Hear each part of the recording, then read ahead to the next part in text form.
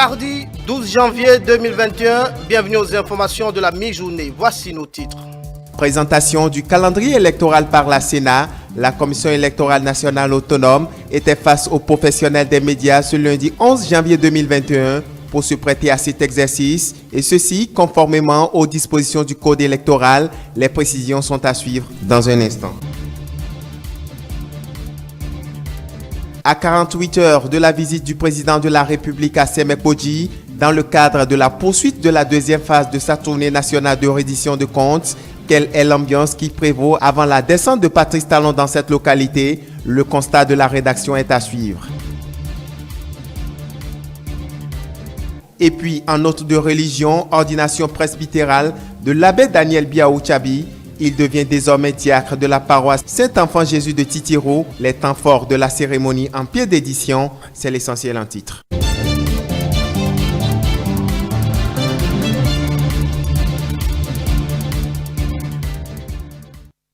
Merci de nous préférer pour vous informer. Depuis ce matin, les potentiels parrains pour la présidentielle de 2021 ont commencé à défiler à la Commission électorale nationale autonome pour retirer leur formulaire de parrainage.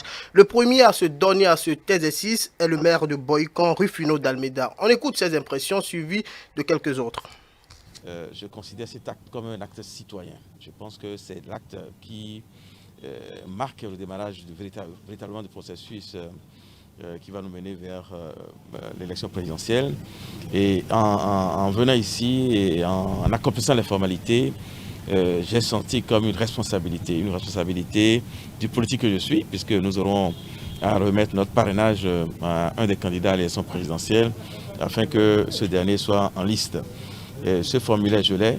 Désormais, j'entre dans la réflexion, bien évidemment avec mon parti politique, pour voir qui aura mon parrainage. Je suis venu faire les formalités de retrait de ma fiche de parrainage. Je suis très content.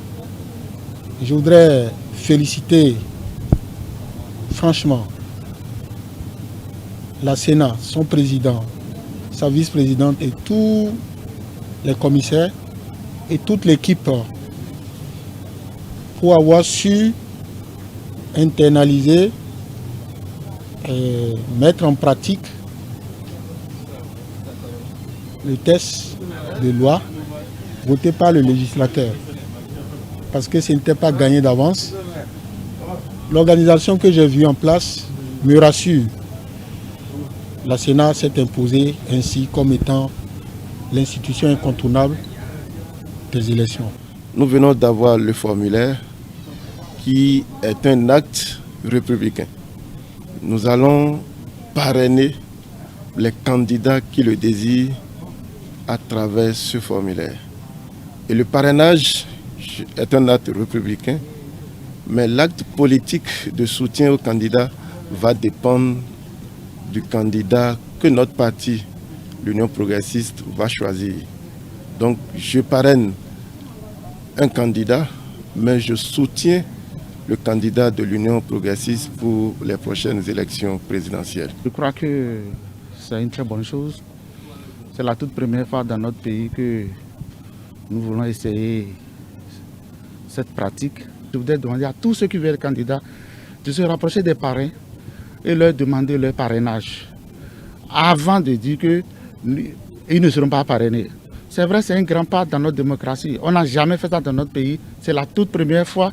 Et cette loi qui a été prise, nous ne pouvons pas la juger tant que nous ne l'appliquons pas. C'est lorsque nous allons l'appliquer que nous allons voir ce qui est mal fait, ce qui est bien fait. Et s'il faille corriger, on va la corriger. Le compte-rendu est à suivre dans nos prochaines éditions. On reste avec la Commission électorale nationale autonome pour dire qu'elle a dévoilé hier lundi le calendrier entrant dans le cadre de la présidentielle de 2021, et ceci conformément aux dispositions du Code électoral. Aziza Tchamou, Paul Estessa aussi pour le point. Conformément aux dispositions de l'article 59 du Code électoral qui stipule que le calendrier électoral doit être rendu public 90 jours avant la date du scrutin, les membres de la Commission électorale nationale autonome Sénat n'ont pas voulu déroger à cette exigence. Une publication qui intervient dans le cadre de la présidentielle du 11 avril 2021. Ce calendrier que nous avons l'honneur de mettre à votre disposition ce jour, 11 janvier 2021, a été fait ensemble et de concert avec les principaux acteurs du processus électoral qui va aboutir au scrutin du 11 avril 2021. J'ai cité notamment la Sénat, le COSLEPI et la Cour constitutionnelle. C'est la première activité du processus qui se décline en 17 activités principales. Ensuite, nous allons mettre à la disposition des députés et des maires les formulaires nominatifs de parrainage de candidature à l'élection présidentielle. Le processus démarre et va s'achever le 31 janvier 2021. L'acteur principal, c'est la Sénat. Nous allons publier la liste des pièces à fournir par les candidats à l'élection présidentielle à partir du 12 également. Pour cette activité va s'achever le même jour par la Sénat. Nous allons publier et afficher la liste électorale permanente informatisée l'EPI du 27 janvier au 10 février 2021. Cette publication sera suivie de l'enregistrement des déclarations de candidature à l'élection présidentielle. Ce sera du 1er février au 4 février 2021. 17 rendez-vous majeurs vont marquer la phase électorale relative à l'organisation de la présidentielle d'avril 2021, des dates clés dont le 11 avril pour le premier tour et le 9 mai pour le second tour. Occasion pour le président de la Commission électorale nationale autonome Sénat de rappeler quelques points spécifiques. Je voudrais rappeler qu'à part ce calendrier électoral que nous venons de vous présenter, la Sénat a élaboré le chronogramme de ses activités parce qu'il y a des activités qui ne sont pas dans ce calendrier, notamment un certain nombre de rencontres que nous ferons avec les partis politiques, avec les organisations de la société civile, mais elles figurent dans notre chronogramme. Ici, ce sont des activités qui concernent les institutions qui sont impliquées dans l'organisation des élections.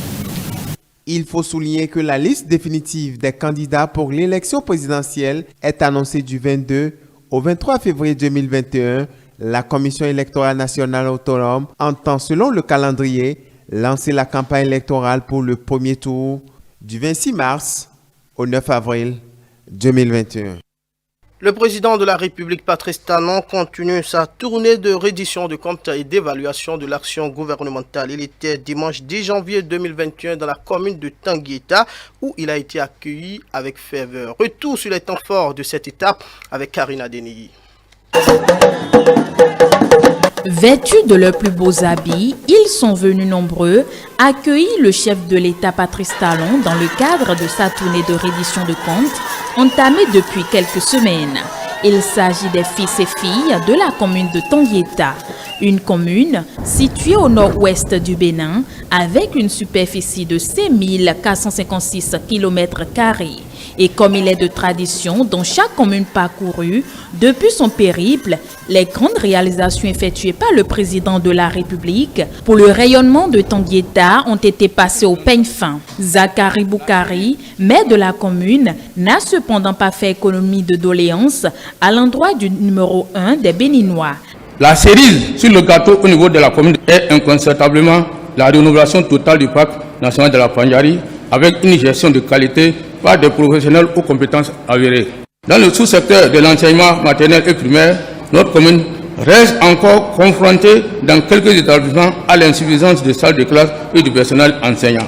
Monsieur le Président de la République, dans le secteur de la santé, Tanguieta a la chance d'abriter un hôpital de réputation sous-régional. Les ressources de l'hôpital s'améliorent drastiquement pendant que les charges augmentent. Les actions menées dans le domaine de la santé, mais aussi celui de l'éducation, peinent à être visibles dans la commune de Tanguieta. Patrice Talon s'engage à trouver des solutions idoines à ce problème dans le plus bref délai. À partir de 2021, vous verrez que les promesses et les engagements pour accompagner les fonctionnements des structures de santé, aussi bien publiques que privées que partenaires, vont commencer à se faire de manière satisfaisante. Notre épreuve est de même ampleur en ce qui concerne l'éducation nationale.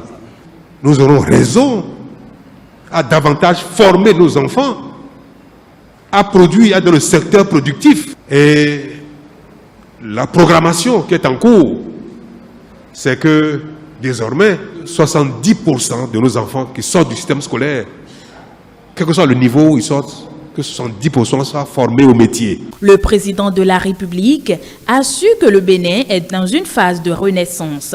Il exhorte alors chaque citoyen à accompagner le gouvernement. Désormais, attention à ce que notre renaissance ne soit pas un feu de paille. Que chacun voit que si la bonne gouvernance n'est pas respectée, les Béninois sont capables de lever le ton, de protester, de poursuivre la personne, de même de le chasser, sans la violence bien sûr. Si nous instaurons également cette façon de défendre la bonne gouvernance comme nous défendons la démocratie et la liberté, c'est fini. Notre pays est parti. Donc, je vous dis, ça y est, je porte. Nous le faisons ici.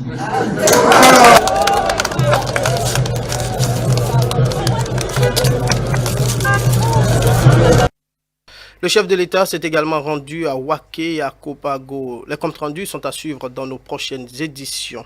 À quelques jours de sa visite à Semepodji, dans le cadre de sa tournée nationale de reddition de comptes et d'évaluation de l'action gouvernementale, la commune fait peau neuve et se dit prête à accueillir le chantre du nouveau départ. Ilia Dira. C'est un moment de fête presque sacré qui s'annonce pour les fils et filles de la commune de Semepodji. À quelques heures seulement de l'annonce de la visite du chef de l'État dans cette commune, autorités politico-administratives et citoyens s'activent pour un accueil chaleureux. Son accueil doit être fait en bonne et due forme. Les gens sont à pied d'œuvre, le maire, les adjoints, en tout cas tout le conseil communal, ils sont à pied d'œuvre. Depuis la semaine passée, les commissions sont déjà mises sur place et puis ils fonctionnent très bien pour accueillir le chef de l'État. À Semepodji, comme partout ailleurs, c'est l'effervescence. C'est une mobilité qui sort de l'ordinaire. C'est un agencement de programmes, une combinaison de volontés éparses, mais qui vise un seul objectif, réussir à s'organiser pour qu'on rende un accueil originel à son autorité. Dans les rues comme dans les marchés, les dispositions idoines sont prises. Occasion pour l'édile de la ville de rappeler quelques mesures mises en place par le conseil communal pour garantir la sécurité. Déjà, les commissions sont à pied d'œuvre. Un certain nombre de cadrages a été déjà décidé. Donc aujourd'hui, nous sommes en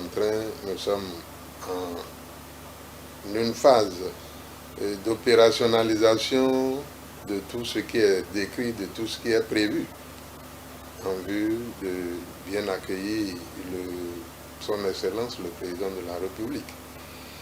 Et je le disais tantôt que la combinaison ou l'envie de donner satisfaction à tout le monde est le palier le plus difficile à gérer. Tout le monde veut être à la première ligne, tout le monde veut être dans le carré d'as, alors que nous sommes en face de Covid-19 avec ses menaces et ses interdictions et ses lois. Donc, les citoyens, très émus des nombreuses actions du développement engagées par le président de la République depuis son avènement au pouvoir, notamment les réalisations dont bénéficie leur commune, sont très impatients pour formuler à Patrice Talon leurs vœux. Si ton papa il a voyagé et puis il veut rentrer et tu entends, comment tu vas faire?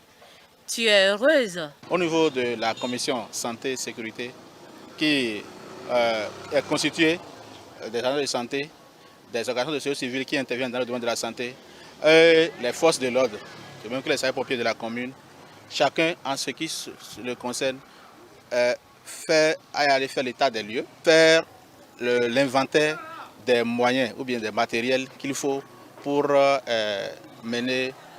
pour contribuer efficacement à la réussite de l'activité. Au regard des couleurs que présente Semepodji, à quelques heures de la descente du chantre de la rupture, la visite de Patrice Talon sera à coup sûr une réussite, à l'instar des autres communes déjà visitées depuis sa tournée de reddition de comptes. Autre élément dans ce journal, ils ont rendu grâce à Dieu et ont prié pour la paix au Bénin. Les adeptes des cultes Zangbeto et Tron ont, dans leurs coins respectifs, célébré la fête des cultes endogènes à Parakou. Une de nos équipes de reportage s'est rendue dans les lieux de leurs célébrations respectives. Ensuite, le récit de Léon Batonwiro et de Marquet Capo.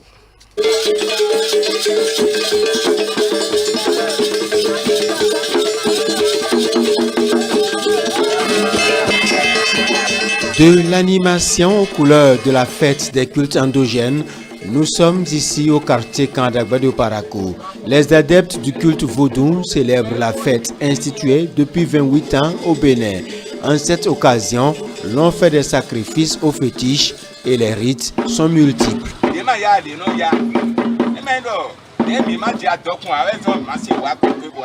Le vaudou est honoré et ses adeptes peuvent se réjouir. C'est une grosse fête, c'est une grande fête qu'on ne peut pas le dire. S'il vous plaît, 10 janvier, c'est la joie dans les cœurs de nos dignitaires, de nos fidèles, pour toute grâce que nous avons eue durant son début jusqu'à la fin. Une marque de reconnaissance pour nos fétiches qui nous ont gardés d'un moment à un autre. Le vaudou est classé en deuxième position après Dieu. Donc on croit que c'est un malfaiteur. Le Zangbeto, le Kouvitor, le Euro, ce ne sont pas des divinités qui font du mal. Quand il sort, c'est pour faire du bien.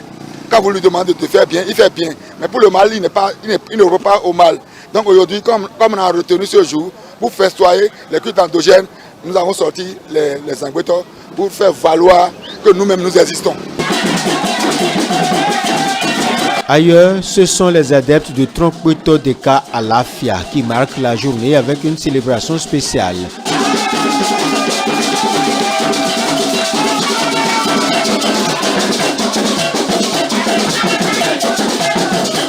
En cette occasion, beaucoup de vœux sont formulés afin que la paix règne dans notre pays. La paix ne peut régner si le pardon n'y est pas.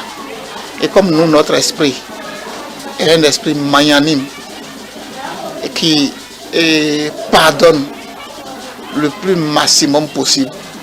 Nous lui avons demandé de nous ouvrir le cœur, de fortifier nos foi afin que nous puissions être comme lui, nous puissions pardonner comme il a aussi l'habitude de pardonner, de nous pardonner. Donc, nous avons insisté notre prière sur le pardon et sur la paix. La paix, rien que la paix. Que le travail avance pour le fonctionnaire que nous sommes. Que le travail avance mieux pour l'ouvrier que nous sommes. Que tous nos ménages prospèrent. La longévité, la prospérité. On n'a pas manqué de prier pour notre cher président. Que la santé soit une santé robuste pour lui et qu'il redouble encore d'efforts pour avancer mieux, pour faire avancer aussi le Bénin que nous sommes. Pour les différents adeptes de cette divinité, la tradition demeure un tournant incontournable et c'est avec fierté qu'ils ont reçu l'équipe de la télévision. Je tiens à vous féliciter pour tout ce que vous faites pour le Bénin et en particulier pour la commune de Parakou. Ils espèrent tous l'an prochain une fête fédératrice et plus grandiose. Une bonne considération du baptême et la recherche du cœur de Jésus. C'est ce à quoi les fidèles catholiques de l'archidiocèse de Parakou ont été invités au cours du pèlerinage annuel de cette année. Le sanctuaire marial Notre-Dame de Komigéa était plein de monde pour la circonstance. Isaac Adjé. Komigéa est devenu le temps d'un instant la capitale du monde à travers le pèlerinage diocésain. Cette activité annuelle a réuni un nombre impressionnant de fidèles, de prêtres et pasteurs de l'Église catholique au sanctuaire marial Notre-Dame de Komigéa, reine des familles. Au cours de l'enseignement, un accent particulier a été mis sur le baptême. En ce jour de la fête du baptême de notre Seigneur, nous devons considérer cette fête comme la fête de notre baptême pour tous les baptisés. C'est le premier des sacrements. Mais je ne sais pas si vraiment nous lui donnons la considération que ce sacrement porte. C'est la porte des autres sacrements. Sans le baptême, on ne reçoit pas les autres sacrements. Combien parmi nous célèbrent l'anniversaire de leur baptême? On célèbre toutes sortes d'anniversaires. surtout les anniversaires des morts, des cadavres. Notre ancêtre, il est mort il y a 50 ans, il y a 100 ans, qu'est-ce que tu en sais? Alors que se retrouver et manger, boire, on dit que ça fait du bien aux morts. Non, ça ne fait du bien qu'à nos ventres. Avec un cœur doux et rempli d'amour, l'on peut opérer de grandes révolutions dans le monde. D'où cet appel à tous les fidèles et pasteurs de l'Église de Dieu. Je demande que tous les fidèles et les prêtres avec Jésus et sa mère, soyons tous missionnaires. Il faut dire, Jésus doux et humble de cœur, rendez mon cœur semblable au vôtre. Jésus doux et humble de cœur. Jésus doux et humble de cœur. Oui, chers amis, si nous répétons à longueur de journée cette phrase, je suis sûr qu'avant la fin de l'année, beaucoup de choses vont changer en nous. On verra le monde autrement. Parce que nous devenons ce que nous nous mettons dans la tête. Ce que nous faisons avec répétition. C'est ça que nous devenons. Au cours de ce pèlerinage diocésain, il a été lancé un projet ambitieux qui vise à bouter hors des familles le paludisme, cause de plusieurs milliers de décès en Afrique. Je déclare officiellement et solennellement lancer le projet diocèse sans palud.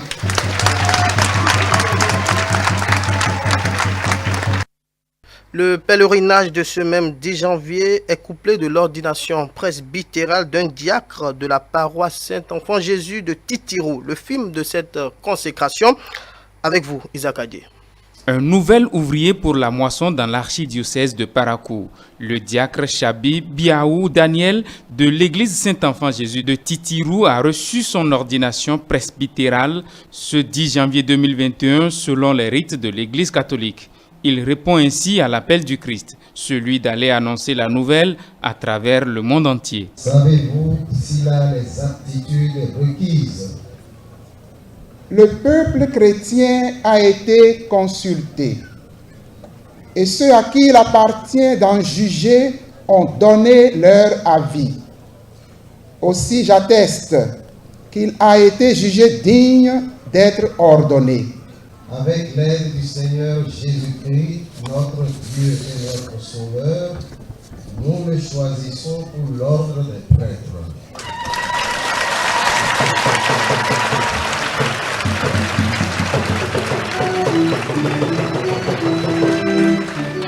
Dans les règles de l'art, toutes les étapes ont été respectées jusqu'à l'imposition des mains afin que le nouveau serviteur de Dieu reçoive l'effusion du Saint-Esprit et qu'il ne faillisse point dans sa mission sacerdotale. Les prêtres que nous sommes, n'hésitez pas à nous appeler vos serviteurs. Il y a certains qu'on appelle mon Seigneur, on devait l'appeler mon serviteur. Parce que Jésus a dit qu'il est venu non pas pour être servi, mais pour servir jusqu'à donner sa vie, pour que le monde soit racheté. Et c'est dans ce sacrifice que Jésus nous demande d'apprendre de lui les deux grandes qualités les plus importantes. Jésus, il dit, apprenez de moi qui suis doux et humble de cœur. Je voudrais terminer en disant au futur prêtre, au diacre Daniel, que voici, je voudrais vous donner une seule recommandation pour que vous soyez heureux dans votre sacerdoce. Voyez la relation que vous entretenez avec Jésus et sa mère. Je vous indique l'oraison. Tous les jours. La moisson est grande, mais il y a peu d'ouvriers. Néanmoins, le diocèse de Parakou vient ainsi d'être renforcé par cette ordination et la paroisse Saint-Enfant-Jésus de Titirou à l'honneur.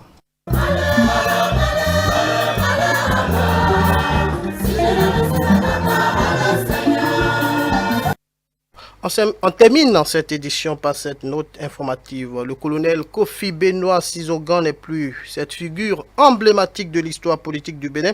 S'en est allé ce lundi 11 janvier 2021. Il fut membre du directoire militaire ayant dirigé le Dahomey en 1969. Vous le savez, le directoire militaire était composé de Maurice Kondité, Benoît Sizogan et de Paul-Émile de Souza. Paix donc à l'âme de l'illustre disparu.